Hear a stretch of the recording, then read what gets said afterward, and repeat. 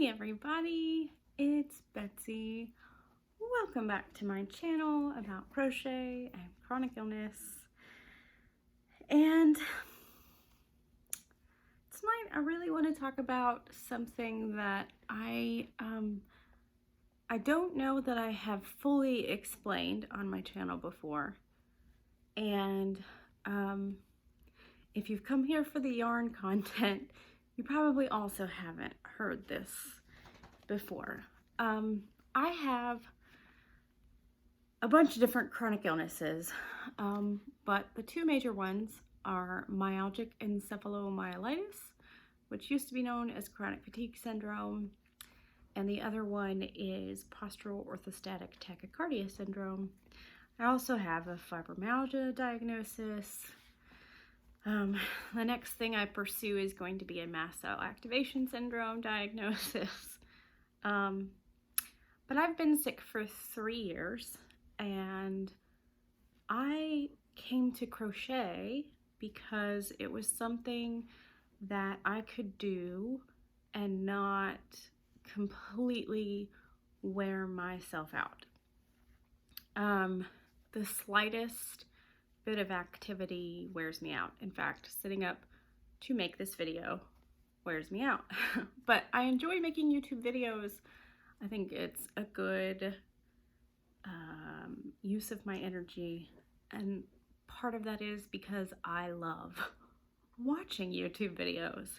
And I was just watching a YouTuber, and it's not important who it was because her situation is not unique. She was filming from Michael's, and she was wearing her mask, and it was down like this most of the time, and that was kind of triggering to me. I also have a bit of a compromised immune system. I also have decreased functioning in my natural killer cells, which keeps my body and my immune system from being able to fight off illnesses, and as well as brain fog. Yeah, I don't know what else I was going to say there. Anyway, it's I also don't make antibodies, so a vaccine may or may not work for me. In the past, I have been told not to get vaccines because anything that further taxes my immune system will cause more issues in my other illnesses to flare. And I don't necessarily make antibodies, so there wasn't necessarily a point. I will probably get the COVID vaccine and just see, because I'm scared of it, quite frankly, not necessarily from a dying point of view, but also from a unique, but also from a, what's the word? This is what I get for trying to do this late at night. Reduction, that's the word I'm looking for. Reduction in functioning. And I'm actually better than I used to be. I used to be bedbound and housebound, and leaving the house to go to a craft store would not be something I was able to do a year and a half ago. So it's still a privilege to me to get to go see and feel and touch yarn. And when I looked at the comments of this video, people were saying, geez, don't fuss at her about her mask. She wasn't near anybody. But she was near the yarn, and she was touching all of it and picking it up and putting it near her face and leaning over it. And yes, it is my responsibility to take precautions when I bring new yarn into my house, to let it sit and not touch it and give it appropriate amount of time to have the germs hopefully die off. But I would like to think that we as a crochet community and as a yarn community would care for each other enough to do a simple thing like put on a mask. Now, I know that they're difficult to breathe in. I have difficulty breathing. I know people have anxiety, and there are some ways around that. For one, these paper masks that come in, you can get them at the doctor's office. You can also order them on Amazon now. They come in adult and in kids sizes. I actually get them in my sterile kit for my port. They are easier to breathe in, and they are easier to fit around your nose. And I know this because I have several other masks, because I used to wear masks before COVID even started during flu season, because it was that big of a deal for me. Now, before, when I would wear a mask out in public, I actually had a filter, so it was protecting me just as much as it was protecting someone else. But here is why this is especially important to me in terms of taking care of the greater community. At least almost 2 million people in the United States have myalgic encephalomyelitis, and that's an estimate because not very many of them are getting diagnosed. And we have a section of the population who are not recovering from COVID, who are exhibiting ME/CFS-like symptoms. And I would like to point out that I got sick 3 years ago from a virus. Life was going perfectly fine. Actually, it was one of the best times in my life right before I got sick. I had a sprightly 2.5-year-old. I was an entrepreneur with a business that was getting recognized and invited to leadership conferences across the country. I felt extremely fulfilled in my work. I felt extremely fulfilled as a mother, and I was also in the best shape of my life. I had lost 40 pounds and was back to my high school weight. I was hiking and biking and super active with my family. And for whatever reason, that January, actually it was a December, after Christmas, well, that fall I started getting infection after infection after infection, which is not necessarily unheard of for me because I have fall allergies and I'm susceptible to sinus infections. I'm used to just pushing through that because I've done it my whole life, because I was avoiding getting surgery on my deviated septum.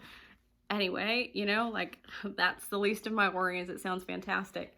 But that December, I finally got a bronchial infection. We later learned after the fact that it had turned into pneumonia, and all of my respiratory symptoms cleared, and I was incredibly ill, and I was left that way during the month of January and February. That would have been right at 2017.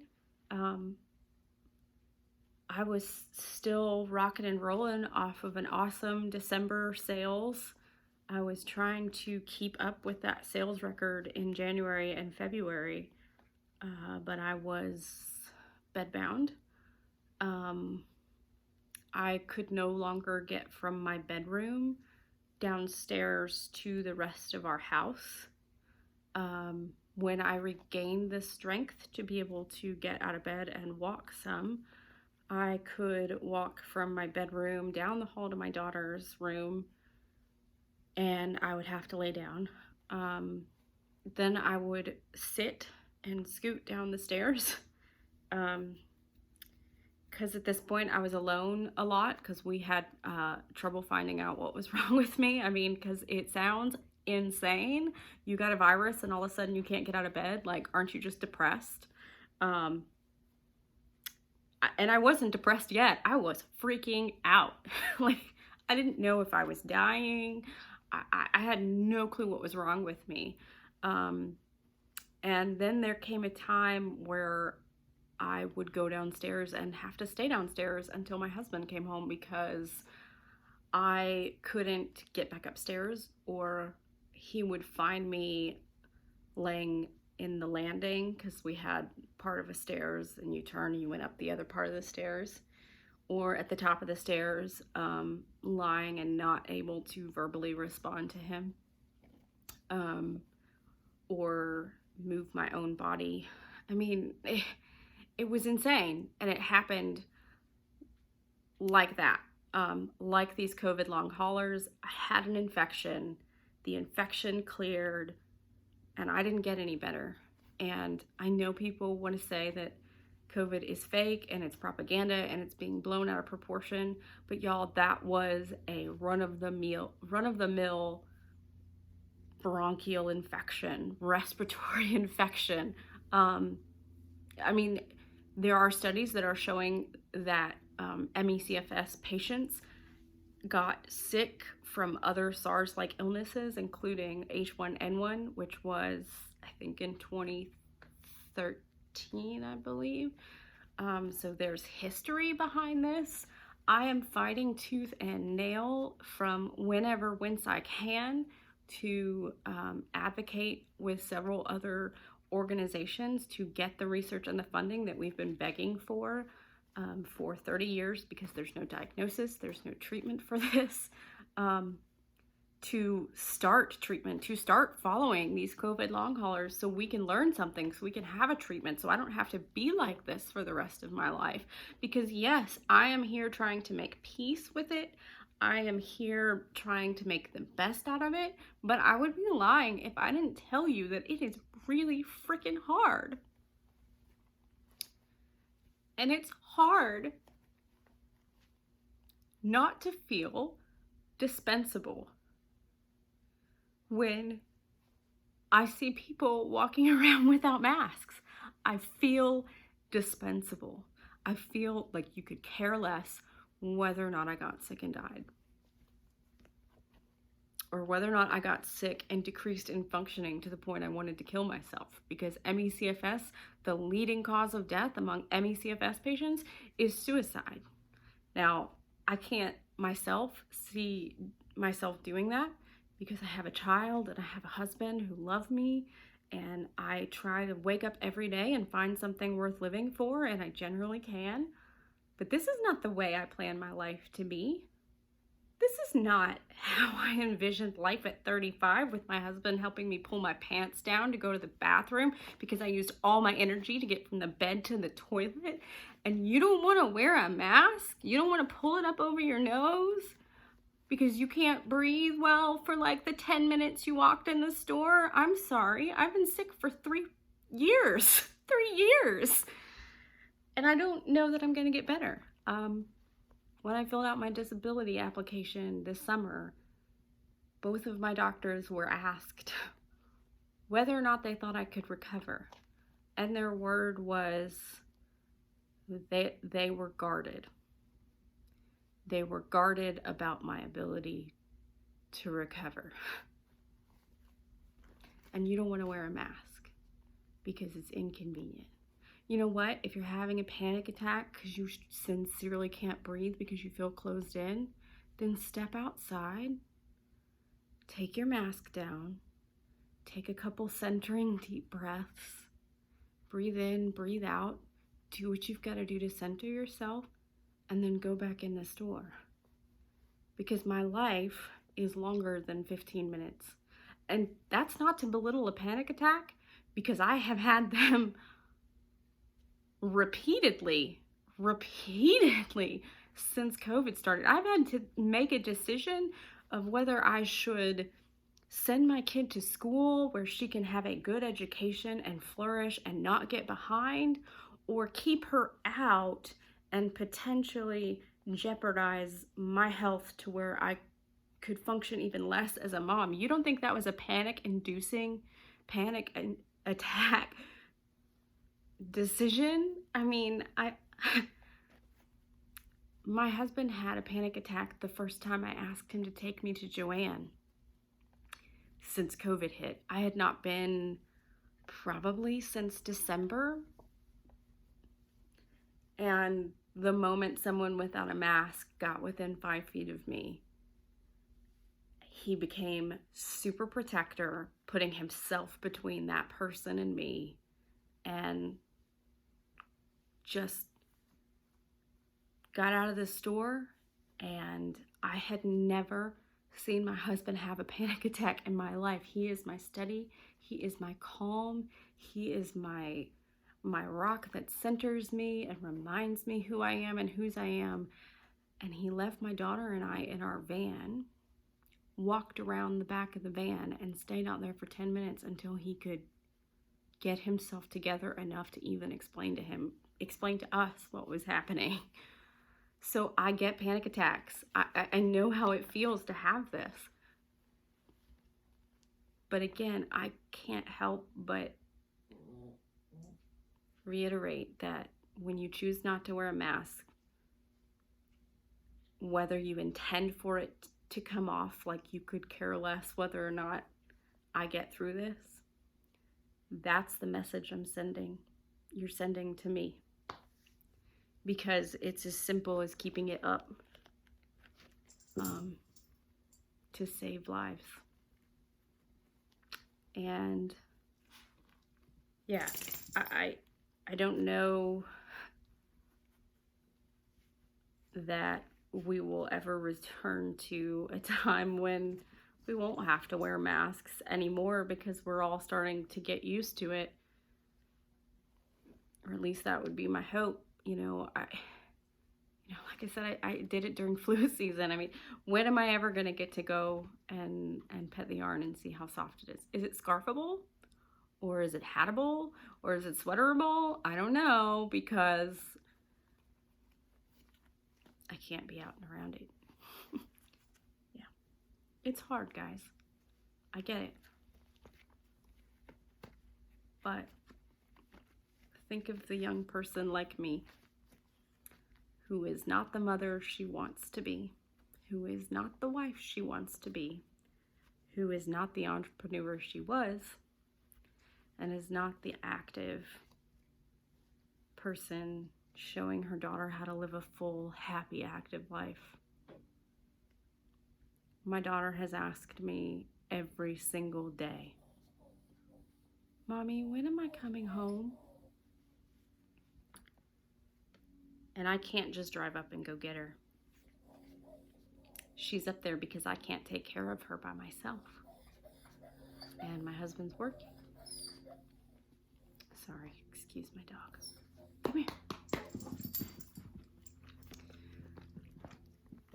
I don't know what else is more heartbreaking than that. So please, just wear a mask, wash your hands. When you're in a store, whether or not you have people around you or not, like, I'm taking the things off the shelf too. I'm grabbing the yarn too. And if you want to be ugly and chastise me in the comments, that's your prerogative. I can't promise they're going to stay there. Sorry for the heavy video. Thank you for watching. I promise I have more fun content coming soon. And I will catch up with you guys later. Bye.